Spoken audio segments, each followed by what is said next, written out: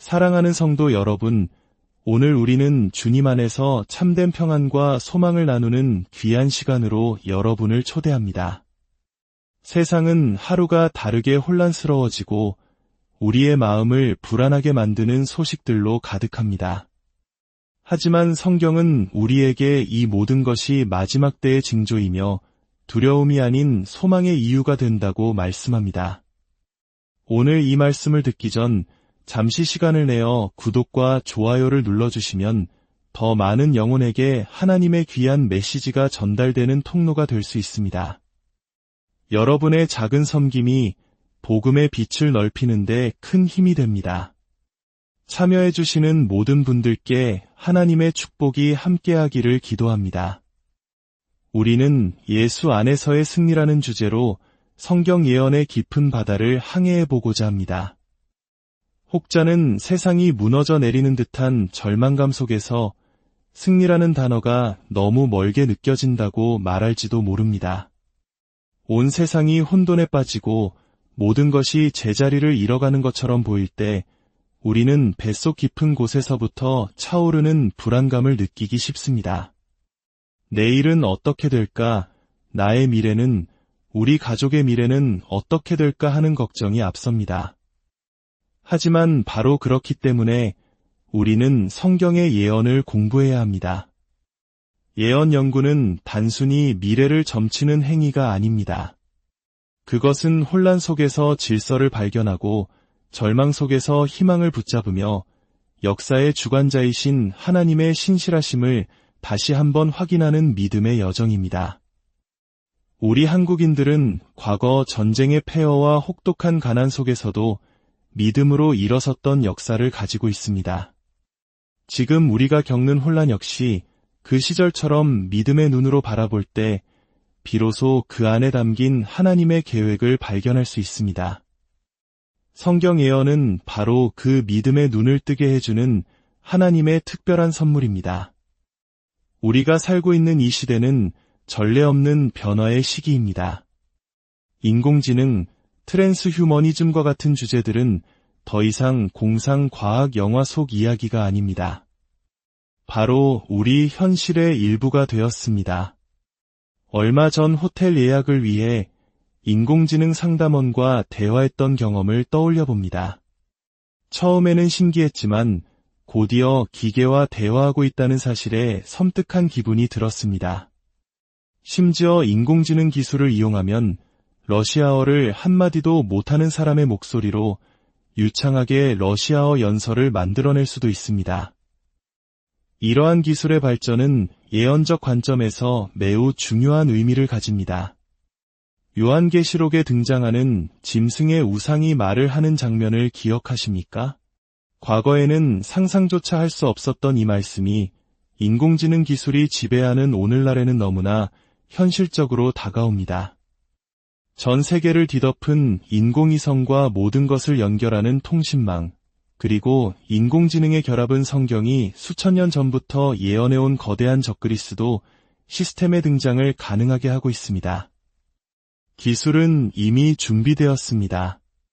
이러한 시대적 배경 속에서 성경 예언의 핵심에는 언제나 이스라엘이 자리 잡고 있습니다.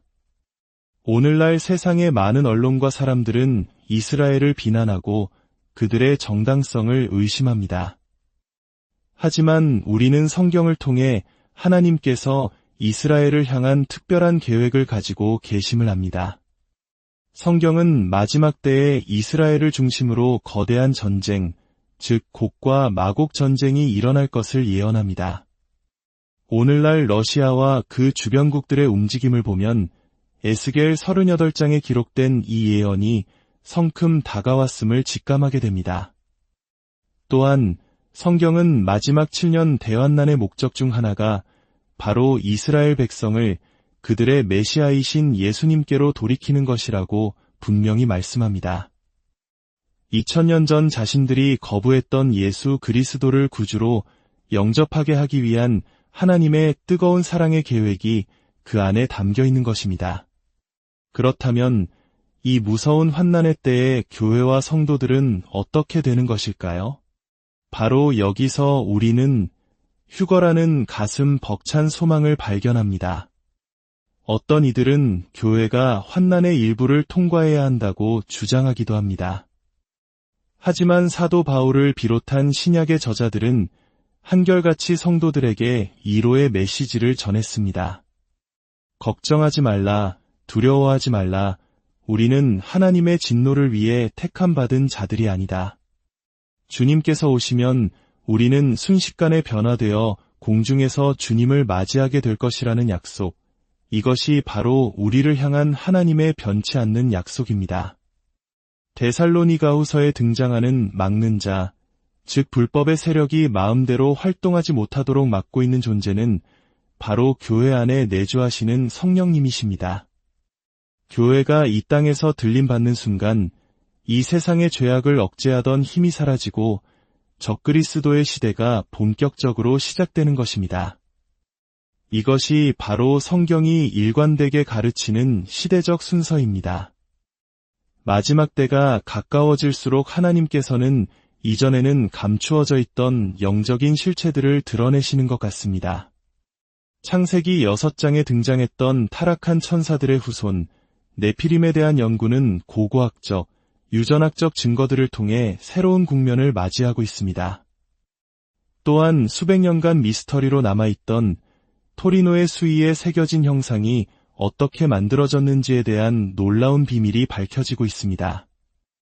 이 모든 것은 눈에 보이는 물질 세계 너머의 거대한 영적 전쟁이 실제함을 우리에게 보여주는 증거들입니다. 사탄의 궁극적인 목표는 하나님의 형상대로 지음받은 인간을 파괴하는 것입니다.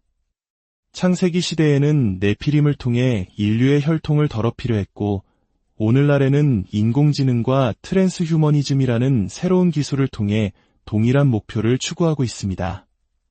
우리가 성경, 특히 예언의 말씀을 깊이 알지 못하면 이 교묘한 사탄의 계략에 맞서 싸울 수 없습니다.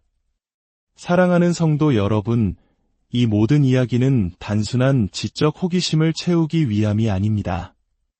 이것은 깨어 기도하며 시대를 분별하고 다시 오실 주님을 맞이할 준비를 하라는 하나님의 강력한 메시지입니다. 세상은 평범했던 마지막 날을 향해 달려가고 있습니다. 휴거가 일어난 후 이 땅에 남겨진 사람들에게 닥칠 혼란과 고통을 상상해 보십시오. 우리는 아직 복음을 듣지 못한 수많은 영혼들을 위해 기도해야 할 사명이 있습니다. 세상이 아무리 어둡고 혼란스러워도 우리의 최종 목적지는 예수 그리스도 안에서의 영원한 승리입니다.